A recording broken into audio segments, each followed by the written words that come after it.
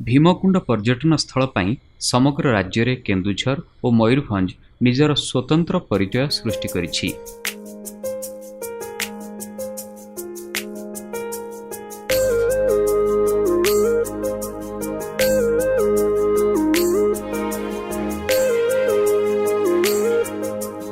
एहा उभय जिल्लार सीमारे अवस्थित। एठारे बैतरणी नदीर स्रोतरे थिबा एक कुंडरे भीम स्नान करुथिबार विश्वास करा जाए।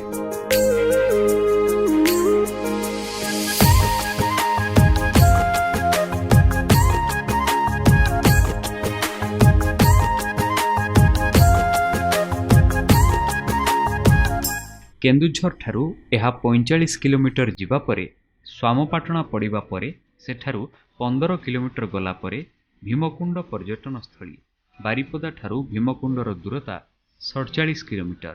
केन्दुझर और मयूरभंज सीमारे बैतरणी रे अवस्थित एई सुंदरतम स्थानटी पौराणिक दृष्टिरू बेस गुरुत्वपूर्ण एई स्थानटी महाभारत अनुजाई भीम वनवास समय रे एई कुंडरे स्नान करुथिले, तेणु एहा भीमकुंड नामरे नामित। उभय पार्श्वरे भीमंक प्रतिमूर्ति और शिव मंदिर अछि। यह व्यतीत भीमकुंडरे देवी सुनामुही पूजा पाई थांती। नदीर सुओ मुहरे देवींक आस्थान अछि, मात्र देवींक किछि प्रतिमा नाही। प्रस्तर सज्जा देई बैतरणी नदीर जल प्रवाह को ठाकुराणी मनकरी पूजार्चना करा जाय थाए। मकर मेला समय रे लक्ष लक्ष भक्त मांक निकट रे मानसिक करिथांती। एई स्थानटी विपदपूर्ण होइथिले मध्य पूजार्चना समय रे कौनसी अघटन घटी नाही। एठारे मानसिक पूरण हेउथिबारु देवींक प्रति भक्तंकर प्रबल विश्वास रहिछि।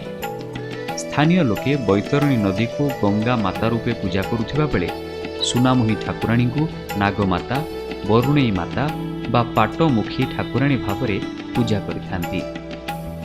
भीमकुंड निकटरे बैतरणी नदीर मध्य भागरे कलामुकुनी पत्थरर एक दीर्घ पत्थर सज्जा रही। यह नदी गर्भ मध्य दे एक रास्ता भली नदी को दुई भागरे विभक्त करिबा परि मने हुए। आश्चर्यर कथा, नदी गर्भरे अन्य पत्थर सज्जा धूसर और धड़ा होइथिबा बेले उभय पार्श्व को संजोग करुथिबा कला मुगुनी पत्थरर ए रास्ता कला अटे। यह प्रकृति प्रदत्त अटे, जहाँ शिव मंदिर को संजोग करिथाए। भीमकुंडरे बैतरणी नदी एभली उग्र रूप नेइछि ताहा वर्षा दिन रे हृदयंगम होइथाए। पत्थर सज्जारे बैतरणी एते प्रखर शब्दरे तळकु खसुछि जे ताहा भय संचार करिथाए। बैतरणी नदीर जल एक कुंड मध्यरे प्रवेश करी पातालगामी हेउथिबार विश्वास रहिछि। एहिठारु बैतरणी अंतर्ध्यान होई प्राय 15 किलोमीटर रास्ता परे पुणी दृष्टिगोचर हेउछि। मयूरभंज और केन्दुझर जिला प्रशासन पक्षरु प्रतिवर्ष मकर मेला पालित हुए। भीमकुंड केवल एक दर्शनीय स्थान नुहे, यह मध्य एक धार्मिक स्थान भावरे परिचित। वर्ष सारा एठाकु बहु संख्यार पर्यटक आसंती। एठारे थिबा भीमकुंड, जलप्रपात, बैतरणीर नील जलराशि एवं कला और धड़ा पथुरिया सज्जा को उपभोग करती लोक माने। बैतरणी एहिठारे भीम रूप धारण करिबा परि मने हुए। एहार जलराशि कुंड भितर को टाणी होई जिबा परि मने हुए और भय संचार करे। वास्तव में एई भीम गर्जन शब्द भयंकर और उपभोग्य। पवित्र कार्तिक मासर पंचुक तिथि रे हजार हजार भक्त बैतरणीर केन्दुझर पार्श्वरे बुड़ पकांती, मात्र मयूरभंज पार्श्व विपज्जनक अटे।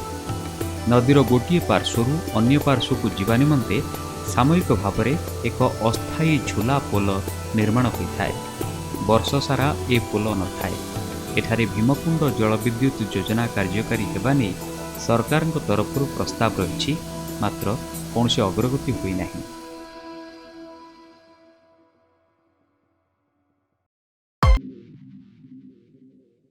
ओडिशार शिक्षा, कला, कलाकार एवं संस्कृति ए सब को नहीं आपण मान पारे पहुँचाइबा को आमर एक छोट प्रयास। तेणु आम मान को उत्साहित करने आमर ये चैनल इनसाइट ओडिशा को लाइक, शेयर एंड सब्सक्राइब करने को भूलिबेनी।